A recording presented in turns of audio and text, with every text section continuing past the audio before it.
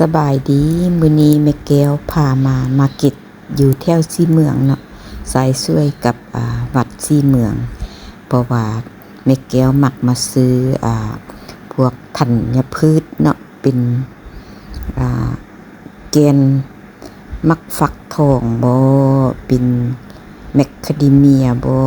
หรือว่าเป็นมากบำรุงสมองบ่ข้าวจีเนาะนะเพราะว่าเขาจะเฮ็ดใหม่ๆสดๆร้อนๆมีแก้วก็เลยว่ามักมาซื้ออยู่นี่เนาะโดนๆ2-3 เดือนได้ก็มาซื้อเทื่อนึงเนาะอันนี้แม่นอัลมอนด์อบทั้งเปลือกเนาะเขาเจ้าใส่รสอันนี้แมคคาเดเมียว่าสิมาซื้อแกนมักอึก็บ่มีเนาะเพราะว่ามันเป็นธัญพืชที่ว่าบำรุงเฮาอายุแก่แล้วเฮาก็สิกินพวกธัญพืชตัวนี้มันก็สิดีหลายอย่างเนาะอยู่นี่มันก็สิมีหลายอย่างหลายอันแม่แก้วก็มาแต่ซอกสิ่งที่จำเป็นเนาะมีผักมีเนื้อมีอิหยังขายแล้วแม่แก้วก็ไปโซนที่ว่าเขาเจ้าขายอันซีดเนาะมันมีหมดทุกอย่างแหละอยู่นี่นะเพราะว่าแม่แก้วมักกินพวกนี้แหละเนาะกินกับมะกรวยก็แซ่บได้ตัวนี้นะกินกับมะกรวยหอมกรวยหยังเนาะเพราะว่ามันก็สิดีกว่าเฮากินนมมันเป็นเข้มข้นเนาะมันเข้มข้นกว่านมแล้วมันก็สิเสริมกระดูกเสริมแคลเซียมเฮาได้ดีก่อนเนาะแม่แก้วก็มาซอกซื้อดนๆได้ก็สิมาซื้อเทื่อนึงบ่แม่นสิซื้อตลอดเนาะแก้วก็เลือกเอาสิ่งที่ดีๆให้ตัวเองนั่นแหละเพราะว่าอายุส่ำนี้นะเฮาก็รักษาสุขภาพอันได้ดีเฮาก็ซอกซื้อมากินเนาะ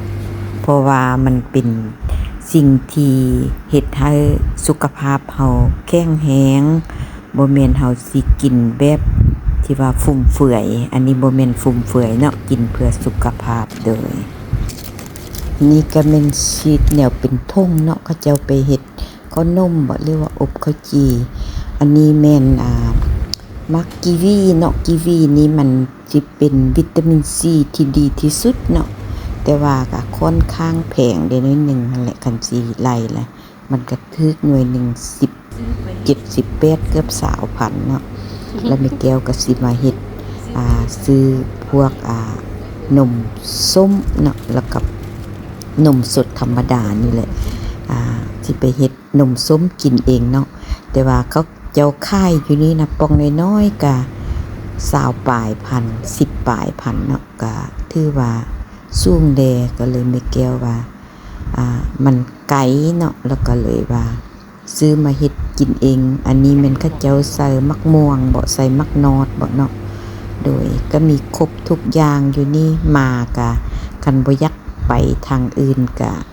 ได้ครบจบหมดเลยเนาะแล้วก็เจ้าของร้านก็ดีเจ้าของร้านก็ซื่อสัตย์เฮาไล่เงินไก่ให้เพิ่นก็บ่เอาเนาะเพิ่นส่งคืนโดยแม่แก้วก็ซื้อเบิดใต้เงินเติบเนาะแต่ก็บ่เป็นหยังเฮาซื้ออยู่ซื้อกินซื้อเพื่อสุขภาพเฮาเนาะเฮาบ่ได้ไปลิ้นไปกินทางอื่นบ่ได้ลิ้นเบียร์เจียไพบ่ได้ลิ้นเล็กลิ้นเบอร์จำพวกนี้แม่แก้วบ่เคยลิ้นเนาะแล้วก็บ่ได้เสียเงินลิ้นจำพวกนี้ส่วนหลายมันแพงเงินซื้อไว้บำรุงสุขภาพตัวเองนั่นแหละบ่ได้ไปซื้อที่ว่าสิ่งที่เฮาบ่มักเนาะแล้วก็บ่ได้ซื้ออยู่นี่ก็แม่นซี่เมืองเนาะข้างฝากนี้ก็สิแม่นส่วนสาขา